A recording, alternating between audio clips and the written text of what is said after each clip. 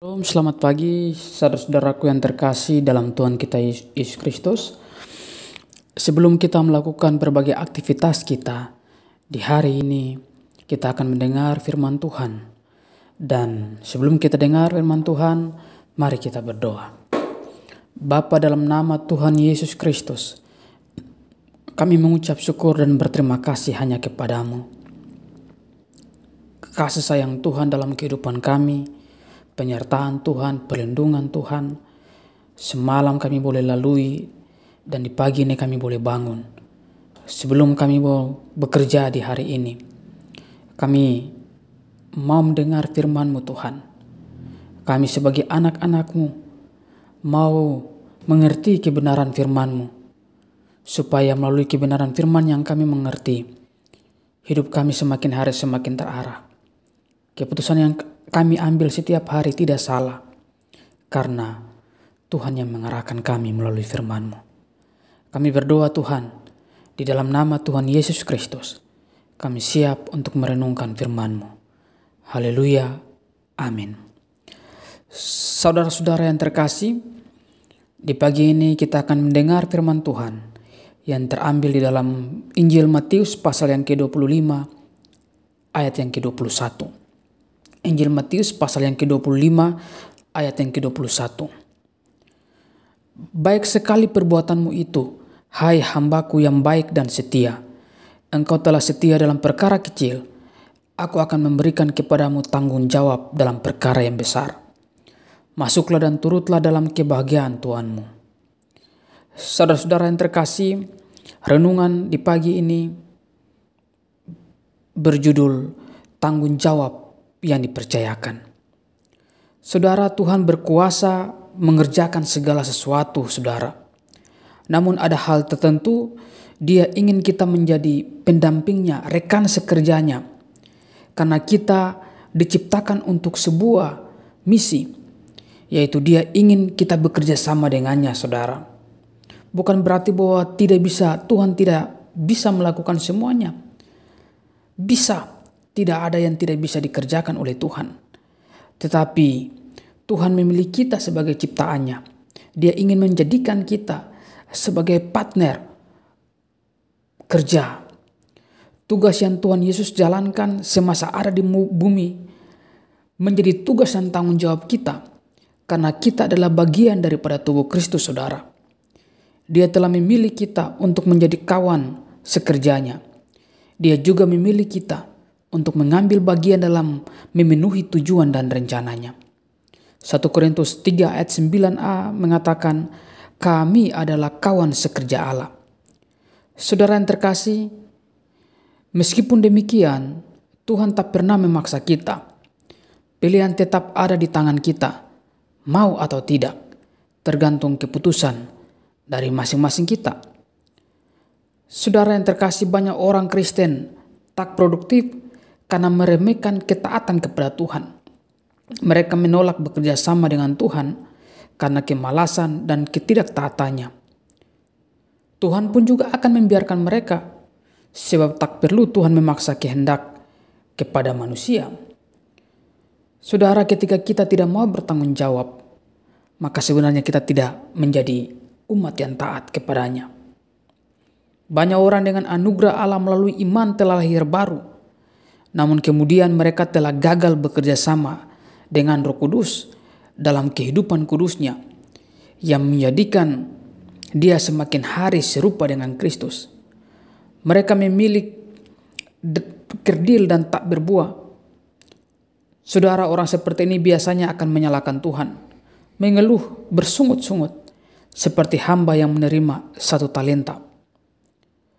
Tuhan, aku tahu bahwa Tuhan adalah manusia yang kejam, yang menuai di tempat di mana Tuhan tidak menabur, dan yang memungut dari tempat di mana Tuhan tidak menanam. Karena itu aku takut dan pergi menyembunyikan talenta Tuhan itu di dalam tanah ini. Terimalah kepunyaan Tuhan.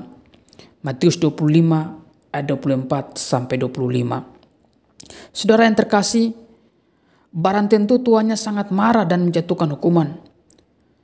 Tidak seharusnya mereka menyalahkan Tuhan atas kegagalan karena mereka sendiri telah menolak atau meremehkan untuk tidak bekerja sama dengan Tuhan. Oleh karena itu, mereka tak akan menerima dan tidak akan pernah mengembangkan akarnya mencapai kedalaman yang dibutuhkan untuk dapat menghasilkan buah tentunya. Saudara, intinya adalah setiap orang Kristen bertanggung jawab atas apa yang mereka peroleh dari Tuhan. Bila tak ada pertanggungjawaban yang mereka terima akan diambil kembali. Saudara, sebagai orang percaya, ada hal yang harus kita pertanggungjawabkan. Tanggung jawab yang Tuhan sudah berikan bagi kita, satu saat harus dipertanggungjawabkan kepada Tuhan. Apapun yang kita lakukan di muka bumi ini, ingat bahwa Tuhan akan menuntut pertanggungjawaban dari kita. Baik dalam misi amanat agung maupun perbuatan-perbuatan yang kita lakukan, kita akan pertanggungjawabkan itu kepada Tuhan. Saudara, jangan lari daripada tanggung jawab, saudara. 1 Samuel 10 ayat 24 mengatakan, "Kamu lihatkah orang yang dipilih Tuhan itu? Sebab tidak ada seorang pun yang sama seperti dia di antara seluruh bangsa itu." Lalu bersoraklah seluruh bangsa itu, demikian hiduplah raja. Saudara, dipercaya Tuhan untuk mengerjakan pelayanan adalah anugerah, suatu berkat yang tak ternilai, karena tak semua orang bisa dipercaya. Dipercaya berarti diberi mandat atau tanggung jawab, dan itu dikerjakan dan harus dilaksanakan, saudara. Saudara, orang-orang yang tidak bisa dipercaya di muka bumi ini, tentu karena dia tidak mau bertanggung jawab, dan karena juga dia tidak mau dipercaya. Bila ada orang yang dipercaya untuk suatu tugas, namun ia lari daripada tanggung jawabnya, berarti ada kemungkinan orang tersebut tidak siap secara mental untuk mengemban tugas yang telah dipercayakan, atau orang itu memandang remeh tugas tersebut. Sikap ini ditunjukkan oleh Saul saat segenap umat Israel berkumpul guna memilih seorang raja dengan menyumbang undi. 1 Samuel 10 ayat 20-21 menyuruh segala suku Israel tampil ke muka. Maka didapati suku Benyamin. Sesudah itu disuruhnyalah suku Benyamin tampil ke muka menurut kaum keluarganya. Maka didapati kaum keluarga Matri. Akhirnya disuruhnyalah kaum keluarga Matri tampil ke muka seorang demi seorang. Maka didapati Saul bin Kis. Hasilnya Saul terpilih. Namun pada saat namanya dipanggil agar ada di tengah-tengah mereka, ia tak berada di tempat, melainkan bersembunyi di antara barang-barang. Saudara yang terkasih, tetapi ketika ia dicari, ia tidak ditemukan. Sebab itu ditanyakanlah pula kepada Tuhan, apa orang itu juga datang kemari? Tuhan menjawab, sesungguhnya ia bersembunyi di antara barang-barang. 1 Samuel 10 ayat 21b sampai 22. Saudaraku yang terkasih, sikap dan tindakan inilah yang merupakan suatu tindakan bodoh dan kekanak-kanakan. Sikap lari dari tanggung jawab dengan cara bersembunyi ini pada akhirnya selalu diperbuat oleh Saul sepanjang hidupnya. Saat melakukan sesuatu kesalahan, Saul enggan mengakuinya, namun cenderung menyalahkan orang lain atau mengkambing hitamkan yang tak bersalah. Bukankah banyak orang percaya yang memiliki sikap seperti Saul, lari daripada tanggung jawab? Saudara yang terkasih, mudah sekali lari dari tanggung jawab, lari dari panggilan Tuhan dengan berbagai dalih seperti sibuk, merasa tidak siap saat melakukan kesalahan. Kita enggan mengakuinya dengan jujur. Padahal lari dari tanggung jawab yang Tuhan percayakan adalah tanda bahwa orang itu tidak dewasa secara rohani. Apakah saat ini saudara lari daripada tanggung jawab saudara ketika dipercayakan? Kiranya sikap-sikap seperti ini tidak boleh ada dalam kehidupan orang percaya. Tapi kita menerima tanggung jawab itu dengan sukacita, karena itu adalah anugerah yang Tuhan berikan. Dalam menjalani hari-hari hidup yang kita lalui, khususnya hari ini saja, ada tanggung jawab yang harus kita kerjakan.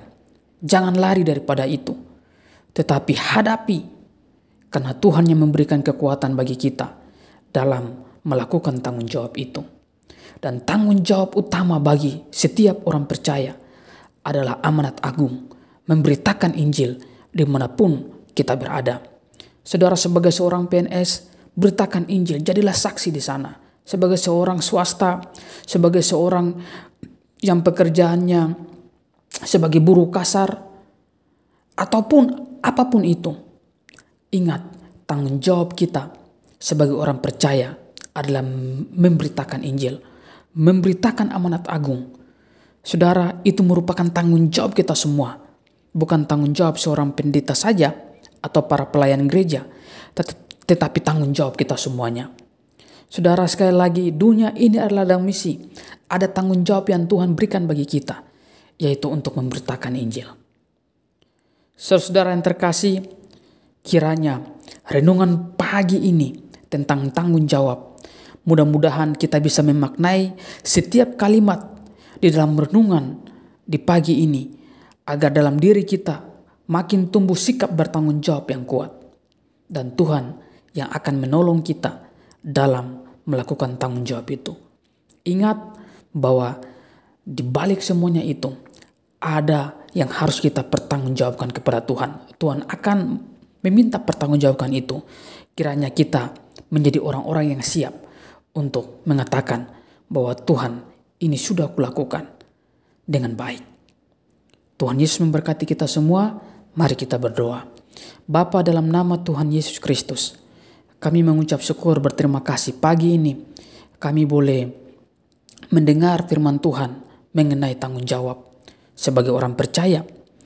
Kami berdoa Tuhan, tolong kami supaya kami tidak menjadi orang-orang yang lari daripada tanggung jawab, tetapi kami adalah orang-orang yang menerima tanggung jawab itu dengan penuh sukacita, karena itu adalah anugerah Tuhan. Dan kami tahu bahwa Tuhan yang memampukan kami untuk melakukan tanggung jawab itu. Terkhusus tanggung jawab untuk memberitakan Injil yang merupakan amanat agung darimu. Tolong kami, sadarkan kami, supaya aktivitas kami, kebutuhan kami, pergumulan kami tidak mengalihkan pandangan kami dari tugas mulia yang paling utama, yaitu untuk memberitakan Injil selama kami masih hidup di muka bumi ini. Dimanapun kami berada, kami mau supaya kami sebagai duta-duta Injil untuk memberitakan kabar kesukaan bagi banyak orang. Di hari ini kami melangkah, kami tidak tahu apa yang akan terjadi pada kami masing-masing, tapi kami serahkan semuanya ke dalam tangan Tuhan. Tuhan yang menyertai, melindungi kami, memberikan keberanian bagi kami untuk kami memberitakan Injil dimanapun kami berada. Di dalam nama Tuhan Yesus Kristus, setiap orang yang mendengar renungan di pagi ini, Tuhan memberkati mereka. Di dalam nama Yesus kami berdoa. Haleluya. Amin.